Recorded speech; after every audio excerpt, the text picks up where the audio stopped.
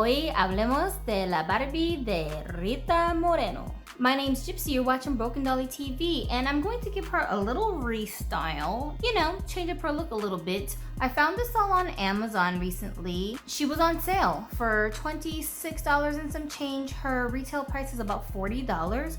But before we get into all of that, I just wanted to share a couple of things about the significance of this doll. So this doll is supposed to be a replica of the actress Rita Moreno, but she doesn't have her actual face sculpted to her likeness. This is the Karl face sculpt that they use for this doll. Now the actress Rita Moreno, her real name is Rosa Dolores Alberillo Marcano. Her stage name is Rita Moreno. There's a picture of her when she was very young. The look that they were basically trying to duplicate with this doll, like the time frame. And now she's 93 years old. Can you guys believe how old this lady is? 93? That is spectacular. I want to live to be 93. And she looks so good for her age. Now, Rita Moreno is famous for several iconic roles across film, theater, and television. Some of the roles that she's the most well known for is Anita in West Side Story from 1961. This is the role that won her an Academy Award for Best Supporting Actress, which made her the first Latina actress to win an Oscar. In 2021, Steven Spielberg made a remake of West Side Story, in which Rita played Valentina. In 1976, Rita played a comedic role as Googie Gomez in The Ritz. This role won her a Tony Award for the Best Featured Actress in a Play. Well, from 1994 to 1999, Carmen Sandiego's voice was voiced by Rita Moreno in a show called Where on Earth is Carmen Sandiego? Do you guys remember watching that? You might also recognize her from a show called One Day at a Time, which is a more modern show where she plays Lydia Riera, the feisty grandmother. She's one of the few entertainers that have achieved winning an Emmy, a Grammy, an Oscar, and a Tony. Definitely a Hollywood legend, not celebrated enough. But my favorite thing about Rita Moreno is how much she loves this doll, y'all. I have seen her on interviews straight up talking about this doll. Like, she's so proud of this doll. And she said that when Mattel approached her about making a Barbie doll of her, they gave her a bunch of different samples of like dresses that she could pick from for an iconic look that she wanted to have the doll wearing. But she insisted that they do this look because this was what she wore in her Oscar appearance.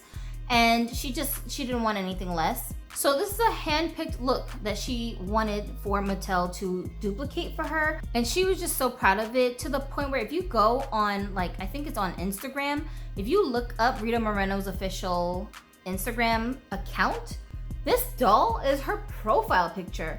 And she featured this doll at her 93rd birthday party. She loves this doll. I don't know if she is, like, just in general a Barbie fan, but she definitely loves this doll. She's very proud of it. So I really loved seeing the celebrity just being so into the doll of themselves. And at 93, can you imagine? 93, like, she's from that generation that really like grew up with Barbie dolls. Like the first generation of kids that played with Barbie dolls. I think she belonged to that group. Can you imagine how surreal it is for her to know that there's a Barbie doll that's supposed to represent her in the world? Like, what an achievement, right? That's one of my favorite things about having this doll, is knowing how much Rita Moreno actually likes this doll herself. Enough rambling. I feel like I've been talking too long. Let's get right into unboxing her and all of that. But I'm not gonna film that part, guys. There's so many other great videos that talk about unboxing the doll. I'm so sorry, inbox collectors. Okay, we're just gonna be restyling the doll. So I'm filming with my flash on at the moment just because my lighting in here is ass cheeks. The first thing that really jumps out to me about this doll are like a couple of things that I really like that appeal to me, which is, for one, her hair color. It's very dark. I don't know if I would say that this is black hair or if this is a super dark shade of brown, but at a glance, it does look like it's black. And I don't have too many dolls with black hair and this skin tone combination that aren't Asian dolls. I'm very iffy sometimes about bangs on my dolls because I know that they're gonna be gelled and I'll have to wash it out, and then that could change the way that the bangs sit on the face. This one, I think they did a very good job. So I'm not really gonna know for sure until I wash the gel out of her hair, because she does have product in her bangs to make them stiff. the face screening, so they tried, of course, their best to try to make her look like Rita Moreno. I think they picked a really good mold to do this with. I like how they gave her a little beauty mark under her eye, which is very similar to where Rita's actual mold is on her face. Now, I do have a different Karl Sculpt here, so you guys can do a little comparison just to see like what the differences are. But yeah, I can tell like even the lips. The Rita Moreno doll has more lip coverage with the lipstick. And then with my other doll here, which is, I call her Cupcake. What is she from? It's up here on the screen. But yeah, the series that she came in, I have a couple of other dolls from that series, and you can see that the lip paint is so different. She doesn't have as much covering the whole area of her lip. And then the eye makeup is very different as well. Look how dark and arched they are. So I like all these little differences, but you can definitely tell that it is a Karl Sculpt. No mistaking it. I do have a couple of Karl Sculpts in my collection that have a similar skin tone to these girls. Rita is slightly more tanned, and I don't have any that have this very dark hair color like this, so I thought she would be a good addition to my collection because I like to have those variations in my dolls. I just don't want them to all look like the same person dressed in different clothes. The other thing I really loved about this doll too, and deciding whether I should get her or not, is that she already comes with articulation, and it's not made to move articulation, but I can deal with this level of standard articulation, and we're gonna take a look at her body before we redress her. But also, I like that she's got these dark colors on, y'all. I know I've been saying for a little while now, I'm starting to grow out of the bright, crazy design phase of the Barbie doll Mattel brand fashions. They're just not my cup of tea anymore, and they hurt my eyes. And with this outfit choice, everything is dark and muted, and oh my gosh, my favorite thing of all is the metallics on the dress.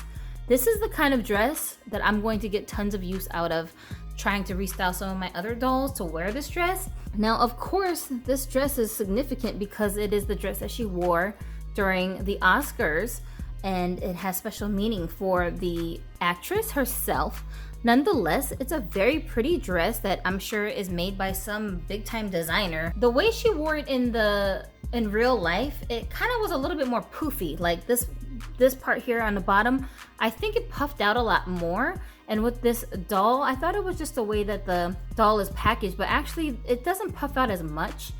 I kind of wish it did to make it look more like the one that she was wearing, but I also don't mind it being like this either. Like, it doesn't look bad. Nonetheless, though, the material that it's made out of, it's like very sturdy material. I don't know exactly what this is called, but I actually could see this being paired with something like that and turned into a hanbok dress so easily, and it would just work. So I might actually try that out on one of my other dolls. Hanbok is a Korean traditional style of dress, and you know, the bottoms of our dresses look very much like this, and you just put a little jacket on top with lots of colors and blah blah blah. So that's what I'm thinking I want to do with this, to try out a different look maybe. She also comes with some jewelry, like her earrings here that are a metallic finish, thank you Lord, and these little barrettes in her hair which are also a metallic finish. They are not matte. I really love that little detail. The gloves that she comes with, which are very long and they're like mittens, and they sit very well on her arm. The material that it's made of is actually kind of thick, so I was shocked by that. I thought it was going to be very like flimsy see-through kind of material, but it isn't. Ignore my jacked up nails, you guys, okay? I haven't had time to do my nails yet. All right, and then also her shoes, she's just wearing some simple heels. I don't know if these are typical Barbie heel molds that we've already seen before. They may be, or if this was like a special design that they used for this doll. You guys tell me, because that part I'm not really sure of. But just from head to toe, like, she's got all the right things that I need that I can use if I were to take everything apart. The clothes can be used. The head itself is beautiful, and I would, you know, definitely put her onto a made to move body and turn her into whatever character I want.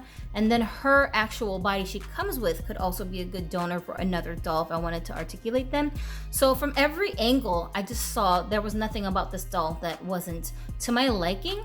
But we do have just the standard usual articulation points, single joints, and that's good enough for me. She's got a nice hand sculpt. It's too bad that they're not painted, but I think if you went with a metallic color like gold or silver, that would probably be nice for this doll. So I'll probably add some nail polish to her later. I love this dress. Like, I don't really get that excited about the fashions that my dolls come with like that, but when I do find something I like, I really enjoy looking at it. This is gonna be so cute on somebody. Okay, so let's take this thing off real quick. No, do not excuse the doll nudity because there's no such thing. Dolls cannot be nude because they are not people, all right? They're just statuettes. They are toys meant for children to play with. I don't know why people are excusing doll nudity on YouTube. Like, what is y'all talking about? These are for kids. The dolls that the kids play with are the same as the dolls that we play with, all right, as far as their body sculpts are concerned, so stop. She's got standard knee joints here that just clip back, and this is as far back as they're gonna go, and she can sit with her legs pretty much touching, not like a kindergartner with them all splayed out in front of her. Another thing I really like is that she does not have joints in her ankles. I freaking hate ankle joints. I know that sounds crazy coming from someone who loves made to move bodies, but actually the joints are the things that I hate the most about made to move bodies. So this is what her foot sculpt is looking like. Does she have a left and right foot? What do y'all think? Would you consider this a left and a right foot mold? So I don't know, I can't really tell from looking at this foot if it's supposed to be. I doubt it. I'm sure she can fit into regular old shoes. Her shoes look like there's a separate mold for the left and the right foot, so maybe she does have designated feet. I don't really know. It's just enough articulation to warrant the price point that I purchased her at. She can match some other dolls and be upgraded to more articulation with a made to move body. Of course, this is not a difficult body tone to match. I think she's just like the regular default Barbie skin tone, whatever it's called, Nutra or New Nutra or something like that. I don't have a need for her hair to be down. It's like a very short length, around shoulder length, I think. And as far as her makeup, it looks like she's got a very like sultry, smoky eye type of makeup. So let's give her some different looks. Okay, so here we are with Rita wearing one of these boho chic style dresses that came on a doll from the Look line, Barbie the Look, whatever the hell it was called. You know what I'm talking about. Anyway, this is actually one of my favorite dresses. It's very breezy looking, very boho chic, and I think it looks very good on her. And also the gold belt that's already like attached to the dress complements the jewelry that Rita comes with. She's already wearing her original shoes that she started off with. For me, somebody who doesn't really get into all of the glammy looks and dresses, it's very different for me to style my dolls like this because I usually have them looking very casual, laid back, everyday type of styles. Once in a while, you know, you get in your little feminine zone and you want to be all girly and dolled up. I think this doll will help me to kind of explore that aspect of fashion that I normally stay away from. What do you guys think? Okay, so here is Rita in a quinceañera Barbie's dress. This dress, I really like it because I love purple, but it's one of those dresses that it's kind of difficult for me to figure out which dolls to put it on just to show it off, and it takes up so much space that I feel like I could fit like at least 2 dolls in the space that this doll would take up with this dress on. I never really like dress my dolls like this because I'm trying to save as much space as I can. It's a beautiful dress. I really like it. I think it looks good on her. She looks so good in like glammy looks. Is that a coincidence or is it because she's supposed to be modeled after someone from Hollywood? But she's pulling it off, especially with this very classy hairstyle that she's got going on. She just looks so effortless and natural in these kinds of clothing. I really wonder what she might look like also in that outfit back there that my Dia de Muertos doll is wearing. Okay, lastly but not leastly, I wanted to try out this outfit on her to kind of like, I don't know, it's kind of like a reference to like Puerto Rican street style kind of. Something I love about how a lot of modern Puerto Rican women dress. They're not afraid to show off their curves and just be really girly and feminine in their clothing styles, but they also can kind of like mix it up with hoodwear, you know, baggy clothes, tight clothes, dresses, skirts, sneakers. Like they can kind of do all of it at the same time and somehow make it work.